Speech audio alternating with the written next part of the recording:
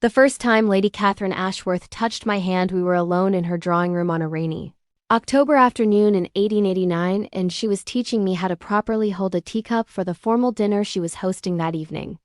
"Like this, Rose," she said, her gloved fingers adjusting mine around the delicate porcelain, lingering far longer than necessary for instruction. "See? The thumb and forefinger just so, the pinky never extended. It's all about grace and control." Her face was so close to mine I could smell the lavender water she wore, could see the tiny flecks of gold in her green eyes. We were inches apart, her breath warm against my cheek, and for a moment neither of us moved. Just froze there in that improper proximity, both understanding that something forbidden was happening between the lady of the house and her lady's maid. "I should go," I whispered, though I didn't move. "Yes," she agreed, her voice soft and strange. "You should," but she didn't release my hand. Instead, her thumb traced a small circle on my wrist, just above my glove, skin against skin where no one could see. And I knew, standing there in that beautiful drawing room while rain pattered against the windows, that we were both about to cross a line that Victorian society said must never be crossed between women of different classes, between mistress and servant, between two souls that the world insisted should remain separate. Tell me where you're watching from. Drop your city in the comments below, and if stories like mine resonate with you, please hit that subscribe button. Your support helps this channel reach people who understand that love has always existed in the margins of history, whispered and hidden but burning just as bright. My name is Rose Sullivan, and this is the story of how I fell in love with Lady Catherine Ashworth in Victorian England, where such love between women could mean social ruin, where the class divide made our connection impossibly dangerous, and where every stolen moment felt like both heaven and the promise of destruction. I was 22 when I entered service at Ashworth Hall. The daughter of a seamstress from York, I'd been in service since I was 14, working my way up from scullery maid to parlor maid to lady's maid. The position with Lady Catherine was the finest I'd ever secured. Ashworth Hall was a grand estate in the countryside, and Lady Catherine, at 30 years old, was the widow of Lord James Ashworth, who died 2 years prior from pneumonia.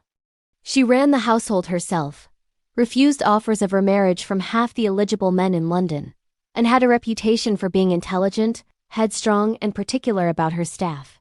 "You come highly recommended, Rose," she'd said during my interview, looking me over with those sharp green eyes. "Mrs. Bennet says you're skilled with hair, excellent with clothing repairs, and most importantly, discreet." "Yes, my lady. I understand that a lady's maid must be trusted with her mistress's privacy above all else." "Privacy," she'd repeated, something unreadable crossing her face. "Yes, that's exactly what I need. Someone who understands that what happens in this house, what I say and do, remains here. Can you promise me that?" "On my life, my lady." She'd hired me that day.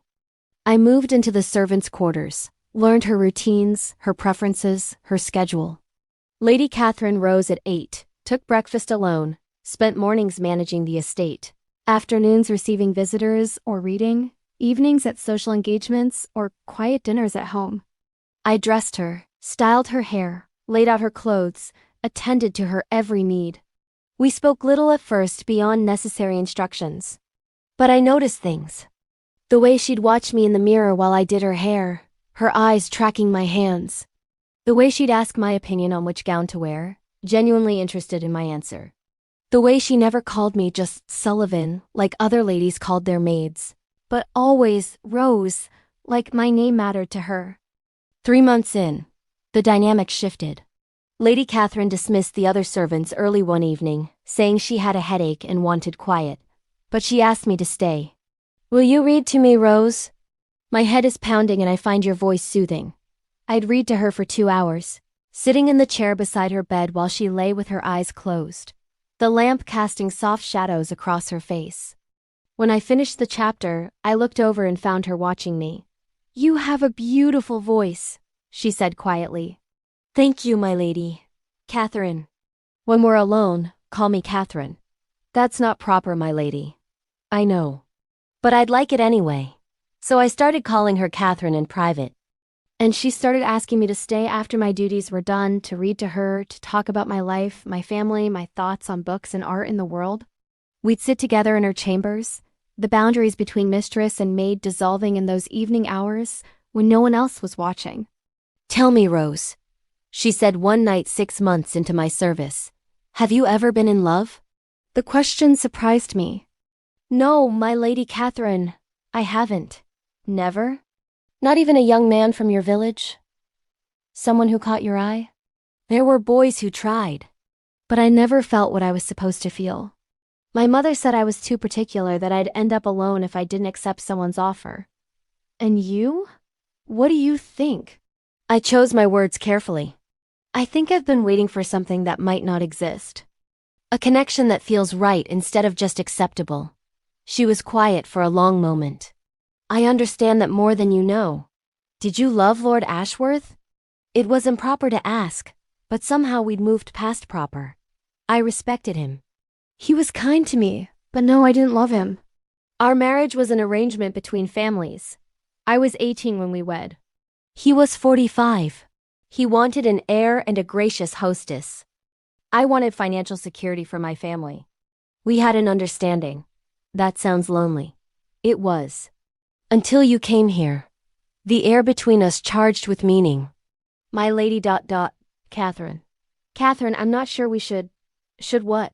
Be honest with each other? Rose, I've spent my entire life doing what society demands. Married the man my parents chose. Played the perfect wife. Mourned appropriately when he died. Rejected remarriage offers to maintain respectability, while managing an estate a woman isn't supposed to be capable of running. I'm 30 years old, and I've never once done what I actually wanted. What do you want? She looked at me then with such naked longing that my breath caught. I want to not be alone. I want someone to see me, really see me, not the title or the money or the position. I want ... do. She stopped herself, looked away. "I'm sorry. This is inappropriate. You should go." But I didn't go. I stood from my chair and moved closer, my heart pounding. "Catherine. Rose, please. If you stay, if we continue this conversation, I won't be able to ... double quotes. I know. It could destroy us both if anyone found out. The scandal would ruin you. You'd never work again. They might even arrest us. Women have been institutionalized for less." "I know. Then why aren't you leaving?" "Because I don't want to. Because every day for 6 months I've been falling for you and trying to convince myself it was just admiration, just loyalty, just anything other than what it actually is. But it is what it is. And I think you feel it too." "I do." Her voice was barely a whisper. "God help me, I do." She kissed me then. Stepped forward and kissed me like she'd been drowning and I was air. I kissed her back, my hands in her hair that I'd styled so carefully that morning, all propriety forgotten. We stumbled back to her bed, pulling at buttons and laces, desperate after 6 months of denial. And for one night, we weren't mistress and maid. We were just Catherine and Rose, 2 women finally admitting what had been growing between us since the day we met. We knew we were playing with fire. For 3 months after that first night, we were careful. Catherine would dismiss the servants early, citing headaches or fatigue. I'd slip into her chambers after the house was dark. We'd have those stolen hours together, talking and touching and building something that felt more real than anything either of us had experienced before. "If I were a man," she said once, lying beside me in her bed, "I could marry you, take care of you properly, give you the life you deserve. You give me everything I need right now. But it's not enough.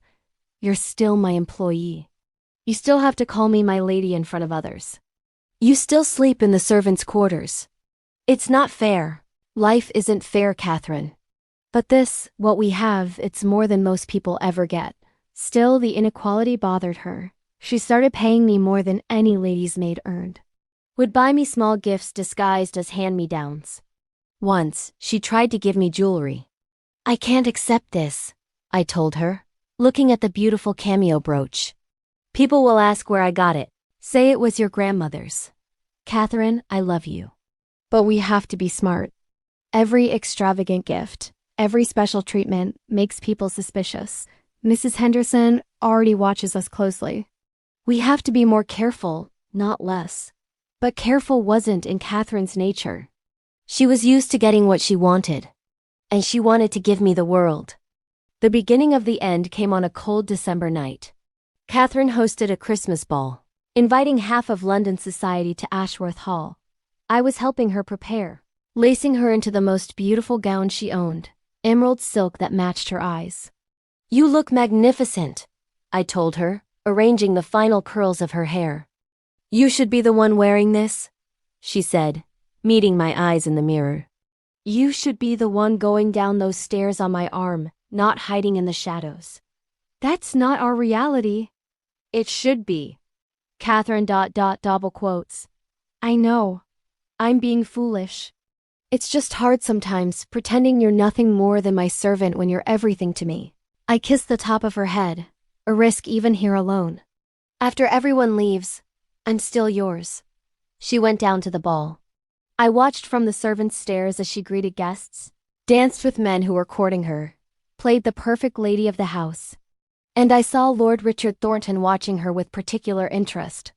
He'd been pursuing her for months, a wealthy widower with political connections. Exactly the kind of match everyone expected her to make. At midnight, I was in her chambers preparing her nightclothes when she burst through the door, flushed from champagne and dancing. "He proposed." I went still. "Lord Thornton?" During the last waltz. In front of everyone. Went down on one knee in the middle of the ballroom. I couldn't say no without causing a scene. I told him I needed time to consider. "What are you going to tell him?" "That I can't marry him. That I'll never marry anyone. That I ... She crossed to me, took my hands. "Rose, run away with me." "What?" "Leave England.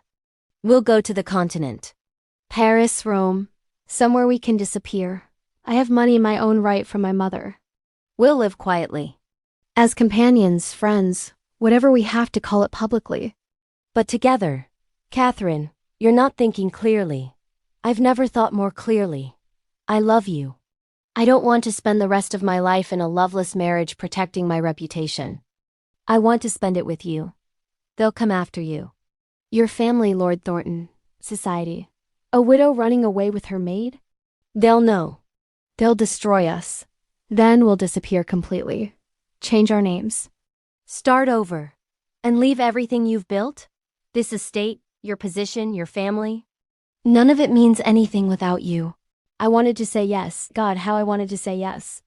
But I was the practical one.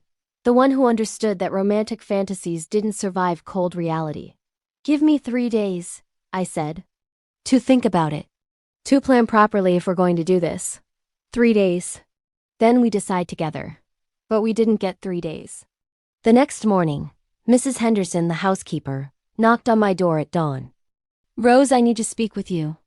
"It's urgent." She took me to her office, closed the door, looked at me with something like pity. "How long has it been going on?" My blood ran cold. "I don't know what you mean." "Don't insult my intelligence. I've run this household for 20 years. I know when something isn't right. The way she looks at you, the private time, the gifts, I've suspected for months. Last night confirmed it." "What happened last night?" "Lord Thornton proposed to Lady Catherine. She very nearly refused him publicly. Took her a full minute to give a diplomatic answer. And during that minute, she looked up at the servants' stairs where you were watching. I saw her face, Rose. I saw the longing. And I saw you looking back the same way. My hands were shaking. What are you going to do?" "That depends on you. If you leave quietly, today, I'll say nothing. You'll have good references, enough money to start somewhere else. But you have to go now before this escalates into scandal that destroys you both." "Does Lady Catherine know you're asking me to leave?" "No, and she can't. If you tell her, she refused to let you go. She'd do something rash." "Rose, I've served this family my entire life. I watched Lady Catherine grow up. Watched her marry a man she didn't love. Watched her finally come into her own as a widow. I won't watch her destroy herself for something that can never be accepted by this world. You know I'm right? You know that no matter how much you love each other, there's no happy ending here. Just scandal, ruin, and shame. She was right. I knew she was right, but knowing didn't make it hurt less. Can I say goodbye?" That's the one thing you can't do. If you see her, you'll never leave. And then I'll have no choice but to inform the family to protect Lady Catherine from herself. The scandal would be worse for her than you. She'd be institutionalized, declared mentally unfit. You'd be arrested. Is that what you want? No. Then leave today, while she's out at morning calls. I'll tell her you had a family emergency. That your mother was ill. That you left in haste and sent your apologies. She won't believe that. No, but it will give her a socially acceptable explanation, and eventually she move on. She marry Lord Thornton or someone like him. She have the life she's meant to have. Without me. Yes, without you. I packed my things that morning. 3 years of my life in one small trunk. I left a letter for Catherine, though Mrs. Henderson said she'd burn it. I wrote it anyway. Told her I loved her. That I was leaving to protect her. That she deserved more than a life lived in shadows. That I hoped she'd find happiness, even if it wasn't with me. That I'd never forget her, never stop loving her, never regret a single moment we'd had together. I left Ashworth Hall at noon. Took the train to London, then to Dover, then a ship to America. Started over in New York under a new name. Found work as a seamstress like my mother before me. Lived quietly, alone, never married, never loved anyone else. For 35 years, I carried Catherine with me. The memory of her laugh, her touch, her fierce love that couldn't survive in the world we lived in. When I was 57, I read in the London Times that Lady Catherine Ashworth had died. The obituary was small, respectful. It said she'd married Lord Richard Thornton 3 months after I left. Had 2 children. Been widowed a second time. Lived a quiet, respectable life managing her estate until her death at 65. The obituary didn't mention that she'd loved a maid once. That she'd wanted to run away to Paris. That she'd been willing to give up everything for a love the world said couldn't exist. But I knew. And I hoped in some small way that I'd given her the greatest gift I could by leaving. I'd saved her from scandal, from ruin, from the destruction our love would have brought, even if it destroyed me instead. If you've ever loved someone you couldn't have, if you've ever had to walk away from the person who mattered most to protect them, if you know what it's like when society makes your love impossible, I want to hear your story. Tell me in the comments where you're watching from, and please subscribe to help these stories reach people who need to know that love in the margins, love that couldn't survive publicly, was still real and still mattered.